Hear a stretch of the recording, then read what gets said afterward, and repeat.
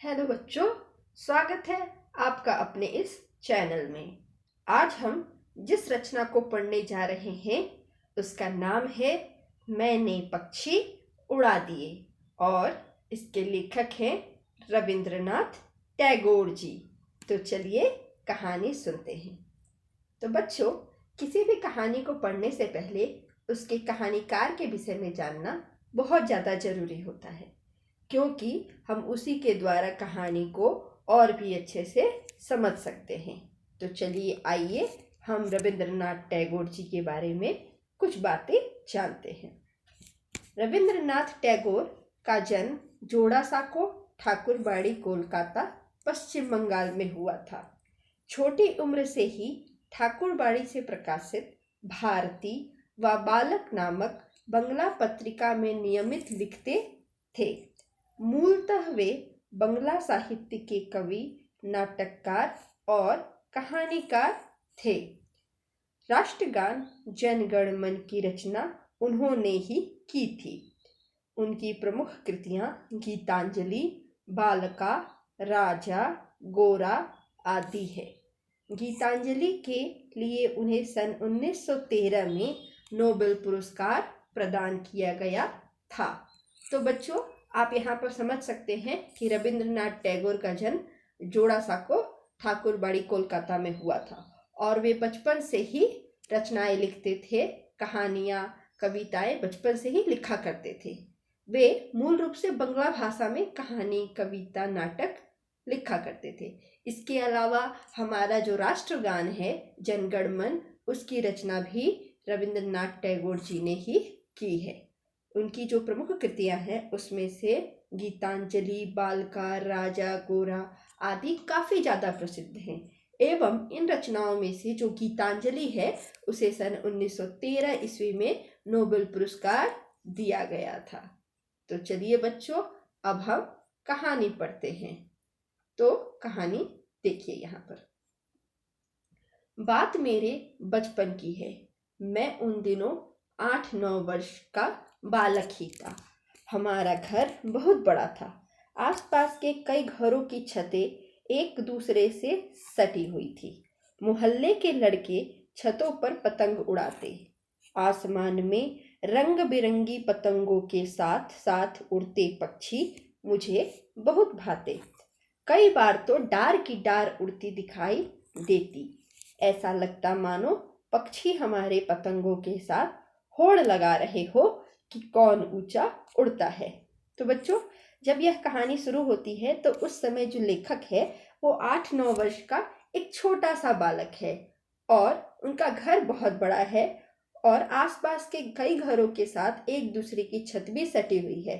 मोहल्ले के जो लड़के थे वो छतों पर पतंग उड़ाते थे। आपने भी देखा होगा, आपके मोहल्ले में भी बहुत सारे बच्चे जो हैं वो पतंग उड़ाते होंगे। लेखक को रंग बिरंगी पतंगों के साथ जो पक्षी थे उनको उड़ते हुए देखना भी बहुत अच्छा लगता। कई बार तो उन्हें पक्षियों की डार यानी कि बहुत सारे पक्षी समूह में उड़ते हुए दिखाई देते थे और ऐसे उड़ते देखकर उन्हें लगता जैसे कि उनके पतंग के साथ वो होड़ यानी कि रेस लगा रहे हो कि कौन ऊंचा उड़ सकता है। तो आगे देखिए। उन दिनों लोगों को अपने घरों में पक्षी पालने का बहुत शौक था। हर घर के बरामदे में 1-2 पिंजरे तो लटके ही रहते। रंग बिरंगे पक्षी बंद पिंजरों में चीखते चिल्लाते, पंख फड़फड़ाते रहते। उनकी आवाजें सुनकर मेरा मन बहुत खिन्न हो जाता। मुझे तो नीले आकाश में उड़ते हुए पक्षी ही अच्छे लगते थे। तो लेखक बता रहे हैं कि जब वो 8-9 साल के छोटे बच्चे थे तो उस समय के लोगों को अपने घरों में पक्षी यानी चिड़िया पालना बहुत अच्छा लगता था और सभी के घरों के बरामदे में पिंजरे लटके रहते। उन पिंजरों में बहुत सारे रंग बिरंगे पक्षी चीखते चिल्लाते, पंख फड़फड़ाते रहते हैं। उनकी आवाज़ें सुनकर लेखक को अच्छा नहीं लगता था, बहुत बुरा लगता था। क्यों? क्योंकि वो सारे पक्षी जो थे वो पिंजरे में बंद रहते थे और लेखक को अच्छा क्या लगता था? नीले आकाश में उड़ते हुए पक्षी, यानी कि उन्हें आज़ाद पक्षी जो आकाश में उड़ते हैं वह अच्छे लगते थे। मेरी मछली भाभी को भी अपने पड़ोस की सहेलियों की देखा देखी पक्षी पालने का शौक हुआ। वे कई दिनों से कुछ पक्षी लाने की बात कह रही थी। मैंने भी सुना था। मैंने भाभी से विनती की कि वे पक्षियों को ना लाए। पिंजरे में कैद पक्षी अच्छी नहीं लगते। तो आप देख सकते हैं कि लेखक अपनी भाभी के बारे में बता रहे हैं कि उनकी मछली भाभी को भी पक्षी पालने का शौक हुआ और वे कई दिनों से बातें कर रही थी कि पक्षी लाया जाए। लेखक को यह बात सुनकर अच्छी नहीं लगी, इसलिए उन्होंने अपनी भाभी से विनती की कि भाभी पक्षी को ना लाएं। क्यों? क्योंकि पिंजरे में बंद पक्षी अच्छे नहीं लगते। बच्चों, आपको तो याद है ना लेखक को कैसे पक्षी अच्छे लगते हैं? खुले आकाश में पंख फड़फड़ाकर उड़ते हुए पक्षी। आगे देखिए।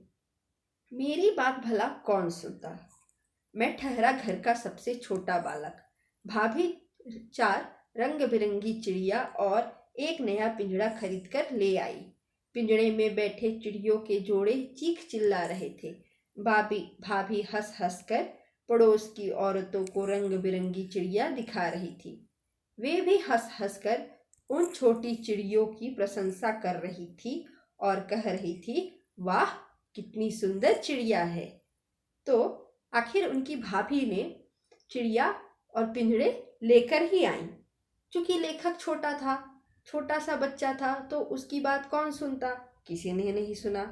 और फिर एक नया पिंजरा लेकर आई भाभी और पिंजरे में बैठे चिड़ियों के जोड़े चीख चिल्ला रहे थे। भाभी हंस हंस कर पड़ोस की औरतों को जो है वो अपनी चिड़िया दिखा रही थी और उन चिड़ियों की प्रशंसा कर रही थी। कितनी सुंदर चिड़िया है। सभी अड़ोस पड़ोस के लोग कह रहे थे कितनी सुंदर चिड़िया है।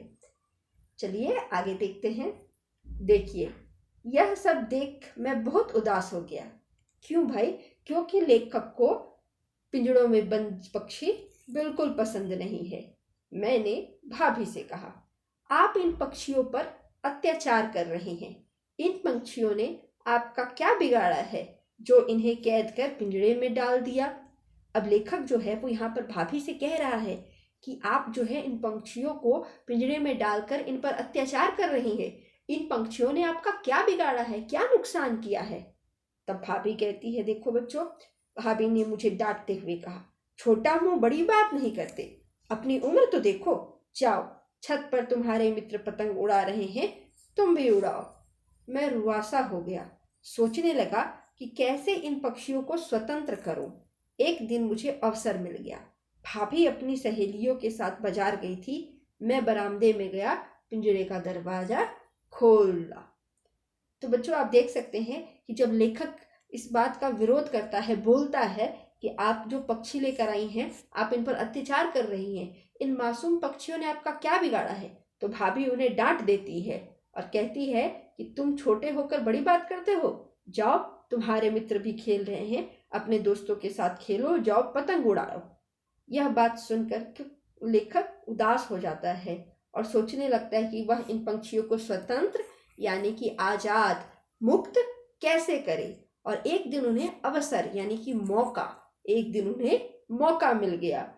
क्यों? क्योंकि उनकी भाभी जो थी वो सहेलियों के साथ बाजार गई थी। तो लेखक बरामदे में गए और पिंजरे का दरवाजा खोल दिया। पक्षी सहम गए। मैंने उन्हें पकड़ा और आसमान में उड़ा दिया। जब भाभी घर लौटी तो पिंजरा खाली देख बहुत गुस्सा हुई। मुझ पर स्वयं तो क्रोध किया ही, परिवार के अन्य लोगों से भी मेरी शिकायत की। सबको मेरा यह काम गलत लगा। सबने मुझे डांटा, पर मैं चुपचाप सुनता रहा क्योंकि मुझे तो पक्षियों को आजाद कर बहुत खुशी मिल रही थी। मैं सोच रहा था, काश मैं उन पक्षियों को भी निकाल पाता जो अन्य लोगों के घरों में लटके पिंजरों में बंद थे। तो बच्चों, आप यहाँ देख सकते हैं कि आखिर में जो लेखक है, जब उसे मौका मिलता है तो वो पिंजरे का दरवाजा खोल देता है और सारे पक्षियों को आजाद कर देता है।